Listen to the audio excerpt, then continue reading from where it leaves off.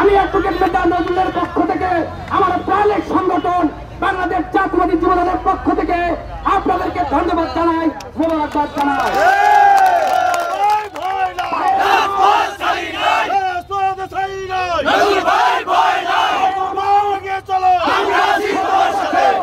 দীর্ঘ 17 বছর ফ্যাসিবাদ এবং ফ্যাসিবাদ সরকারের বিরুদ্ধে, অনির্বাচিত বাকশালী শেখ হাসিনা সরকারের বিরুদ্ধে আপনারা আমার সাথে রাজপথে ছিলেন।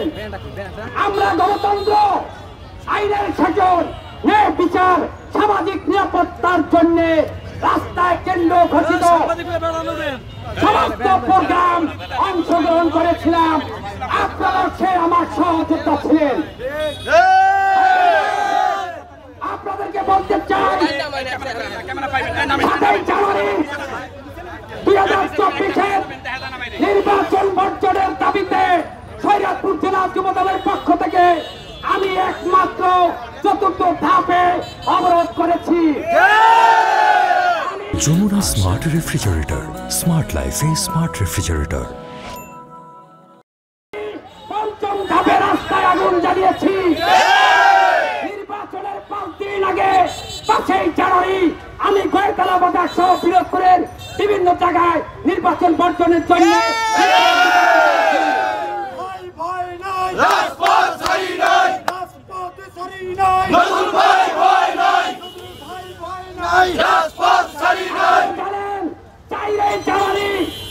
বাংলাদেশ জাতীয়তাবাদী আইনজীবী ফোরামের কর্মসূচি ছিল শরীয়তপুর জেলা আইনজীবী সমিতির সামনে।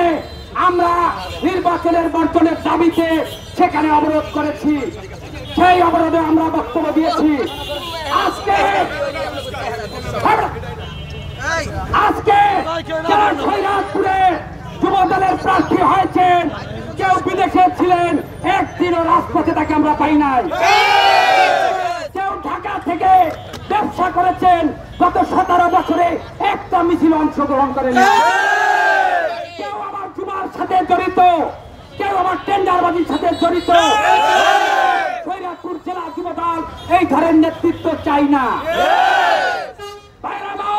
আপনারা জানেন, আমাদের শরীয়তপুরের সুন্দর সন্তান, শরীয়তপুরের গণমানুষের নেতা, আমার রাজনৈতিক অভিভাবক, শরীয়তপুর 3 অঞ্চলের জনগণের সংসদ সদস্য মিয়া নুরুদ্দিন অপু ভাইয়ের পরামর্শে কেন্দ্রীয় যুবদল গত 11 তারিখে দুর্নীতি, স্বজনপ্রীতি, টেন্ডারবাজি, নানা অপকর্ম, দলীয় শৃঙ্খলার ভঙ্গের কারণে তাদের এই শরীয়তপুরের যুবদল তারা স্থগিত ঘোষণা করেছে।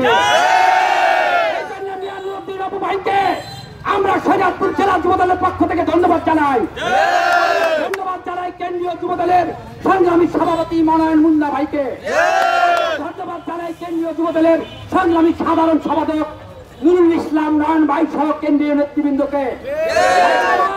আমাদের কেন্দ্রীয় নেতৃবৃন্দ এবং জেলার নেতৃবৃন্দের কাছে আমাদের অনুরোধ, আগামী দিনে শরীয়তপুরে যে যুবদল হবে আপনারা জেনে শুনে এবং তারেক রহমানের কাছে আগামী দিনে রাষ্ট্রনায়ক, তারুণ্যের অহংকার, বাংলাদেশের গণতন্ত্রের অগ্রদূত জনাব তারেক রহমানের কাছে আমাদের আবেদন থাকতো, গঠনের ব্যাপারে আপনারা খোঁজ খবর নিয়ে একটি সুন্দর এবং বাংলাদেশের মধ্যে যদি একটি সুন্দর সফল যুবদল হয়, এই ধরনের যুবদল আশাবাদ ব্যক্ত করি। আপনাদেরকে আর বিরক্ত করবো না। 28 মে ঢাকায় তারুণ্যের সমাবেশ, সেই সমাবেশে আপনাদেরকে দাওয়াত দিচ্ছি এবং আপনারা সবাই সেই ঢাকার সমাবেশে যোগ দিবেন। আপনাদেরকে মিয়া নুরুদ্দিন ভাইয়ের নেতৃত্বে আমরা ঢাকায় মিছিল করবো। যাওয়া আসার ব্যাপারে চিন্তা করবেন না।